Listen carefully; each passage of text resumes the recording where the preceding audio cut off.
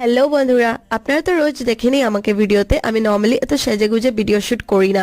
আজকে সেজেগুজে ভিডিও বানালাম। তার রিজনটা হলো আজ আমরা সবাই যাচ্ছি আমাদের পাশের বাড়ির দিদির বিয়েতে। অনেক দিন ধরে অপেক্ষায় ছিলাম এই বিয়ের। তো আজ ফাইনালি বিয়ের দিন আসলো।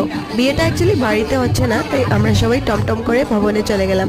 সবার সামনে গিয়ে যে ফটো ভিডিও তুলবো সেই গাছটা আর পেলাম না। তার জন্য দূর থেকেই বসে বসে ভিডিও করলাম। পকোড়ি খাবে ভাত খাওয়ার পরে মানুষ কেন বোঝে না কপি আর পকোড়ি খাইছে। ওই দেখ কপিয়ালা কি করে, দেখ কপিয়ালা দেখ মুখ বাইন্দা রেখাছে, বেটা নাইলে লুক লাগবো যে আগে মুখ বাইন্দা যায় তো বেটা বোধহয় খাইতেই থাকে না, বানায় আর খায় বোধহয়। আমরা খুব তাড়াতাড়ি ভবন পৌঁছেছিলাম, তাই হালকা হালকা লোকজন ছিল। ফাইনালি বোন গিয়ে আনলো পকোড়া, কিন্তু কফি আর আনলো না। তারপর কি হলো সেটা অবশ্যই দেখবেন পার্ট 2 তে।